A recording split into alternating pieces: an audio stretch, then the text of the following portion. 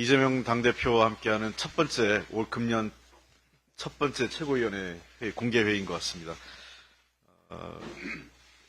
돌발적인 정치 테러로 굉장히 어려운 상황을 겪으셨는데 다행히 굉장히 좀 오늘 사실 정상적으로 당무를 보시기에는 좀 무리한 상황이지만 여러 가지 현안도 많고 또 당에 대한 여러 가지 고민도 많으셔서 오늘 이 자리에 함께 하셨습니다.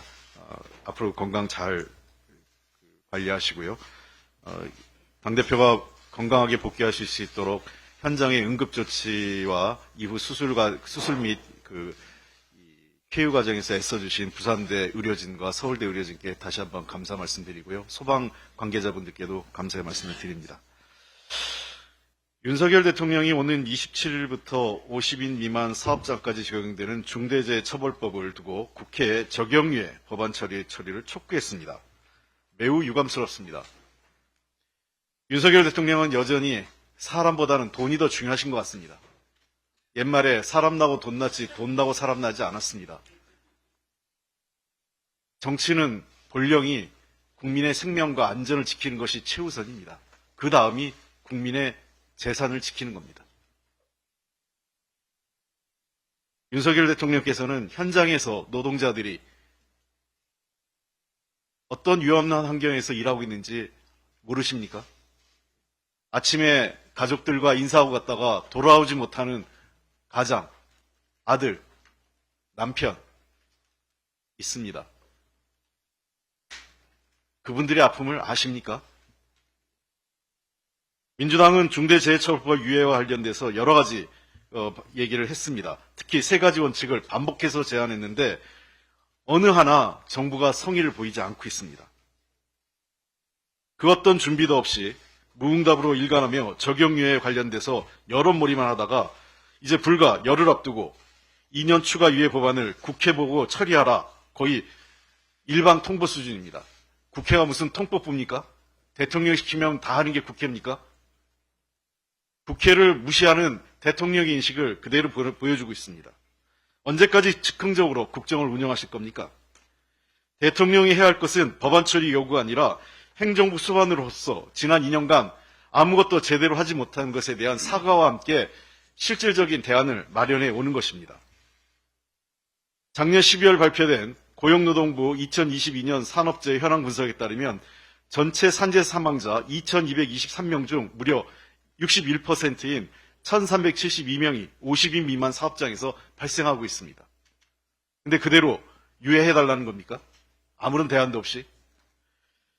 제가 여러 차례 말씀드렸습니다. 무엇보다 중요한 것은 중대재해처벌법 이행과 산업 현장 안전관리감독을 책임질 산업안전보건청을 설치해달라고 얘기했습니다. 산업안전보건청 설치 없이 정부가 마치 할 일을 다 한 것처럼 국민을 속이는 것은 중대재해처벌법이 제정되기 전까지 희생된 노동자들을 전혀 존중하지 않는 것입니다. 지금도 전국의 산업 현장에서 사망사고와 부상으로 고통받고 있는 국민들을 실망시키고 있는 것입니다. 중대재해처벌법은 2022년 1월 27일부터 이미 2년간 52만 사업장 적용 유예됐습니다. 이 기간 동안 정부는 현장에 준비를 했어야 되는데 하지 않은 것입니다. 다시 한번 분명히 강조하겠습니다. 중대산업안전보건청 연내 설치와 관련된 구체적인 계획을 가지고 오십시오. 거기서부터 이 법을 유예할지 말지를 판단하겠습니다. 경제단체들에게도 말씀드리겠습니다. 야당에게 법안 통과를 부탁하지 마시고 정부에게 산업안전보건청 설치를 촉구해 주십시오. 그게 우선입니다. 한동훈 위원장에게도 말씀드리겠습니다. 정치개혁에 대해서 연일 많은 말씀을 하고 계십니다. 정치는요, 자기가 원하는 게 있으면 상대의 원하는 것도 존중하고 경청하는 것이 중요합니다. 국회에 특권 내려놓기, 네, 맞습니다. 저희들도 동의하고 이미 관련 법안 제출했습니다. 그러려면 국민들이 많은 우려를 갖고 있는 제왕적 대통령제를 개선하는 것도 함께 수용하십시오. 5.18 전문 국회 전문에, 헌법 전문에 넣겠다고 하셨으니 그것도 같이 합시다. 아울러 기후변화, 저출생, 고령화에 따른 인구 위기 등도 함께 대책도 해서 필요하면 헌법에 반영할 수 있도록 함께 논의합시다. 여전히 자신의 상관이었던 윤석열 대통령의 허락 없이 아무것도 못합니까? 카톡 지시를 받으셔야 됩니까?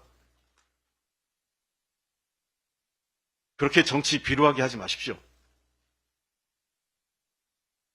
구질구질한 것은요, 민주당이 뭐 구질구질하다고 하는데, 지하철, 돈도 많은 분이 지하철 공채 몇십만 원 아끼려고 지방으로 주소지 이관하면서 주민등록법 위반하는 게 그런 게 구질구질한 겁니다. 한동훈 위원장님, 좀 잘하십시오. 이상입니다.